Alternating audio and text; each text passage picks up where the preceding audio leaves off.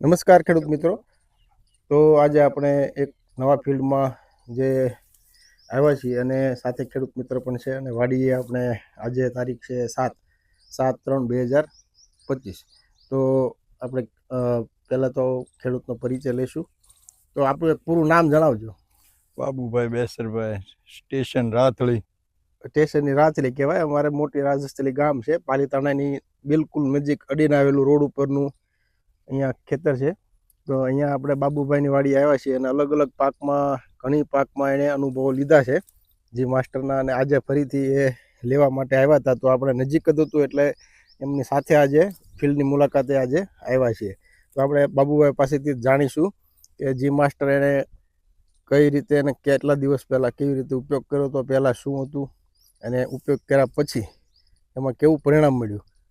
તો બાબુભાઈ, આપણે આ જે જી માસ્ટરનું પેકેટ છે હા, એ તમે અંદાજે કેટલા દિવસ થયા પહેલા વપરાશ કર્યો? અને આ લગભગ 20 દિવસ થયા. 20 દિવસ થયા. એટલે આપણે આ પાક છે ઝીંઝવાનો પાક કહેવાય ને? હા, ઝીંઝવો એટલે ખેડૂત મિત્રો અમારી બાજુ ઝીંઝવો બોલે છે, પણ ઘાસચારાનું વાઢવાળું ઘાસ હોય છે એનો આ પાક છે, જે ફૂટ્યા કરે છે થડમાંથી અને લાંબો સમય એમાંથી ફૂટ આવ્યા કરે છે અને વાઢ મળ્યા કરે છે અને પશુના ચારા માટે એક સારામાં સારું એક ઘાસ છે. તો એ ઝીંઝવાની અંદર એટલે બીજા ઘાસચારા પાકોમાં જુવાર છે, બાજરી છે, વાઢવાળી, તો એ બધામાં આપણે તો કરતા હોય છે, પણ આજે એક નવો પાક આપણને મળ્યો છે ઝીંઝવાનો.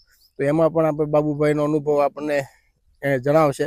બાબુભાઈ, પહેલાં આપણે ઝીંઝવાના પાકમાં જે પ્રશ્ન હતો, જે પરિસ્થિતિ હતી, એ કેવી હતી? એટલે એ મૂળ બધા હાવ ખવાઈ ગયા હતા. તે આ પાયા પછી મૂળ આમ ઝાંકમાં આવ્યો છે ને લીલો થઈ ગયો છે. એટલે પાવું છે.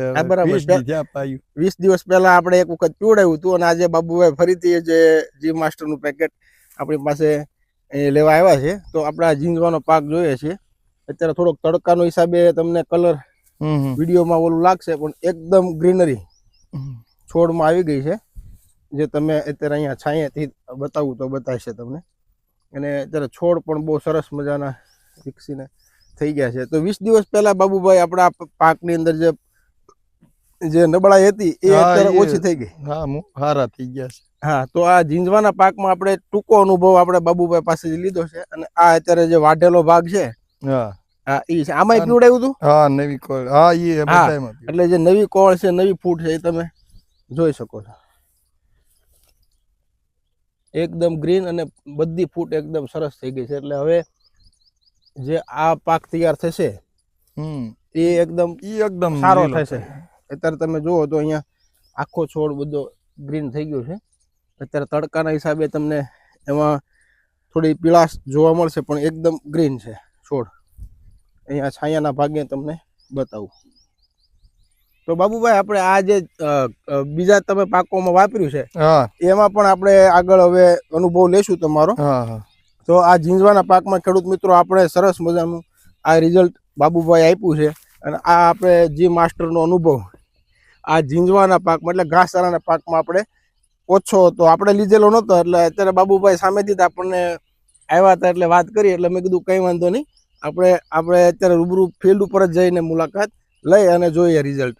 તો આ ઝીંઝવાની અંદર આપણને સારામાં રિઝલ્ટ મળ્યું છે જી માસ્ટરનું. એટલે ખેડૂત મિત્રો, તમે પણ જો આવા ઘાસચારાના પાકો કરતા હોય તો એક વખત અવશ્ય જી માસ્ટરનો ઉપયોગ કરી જોજો. જય હિન્દ, જય ભારત.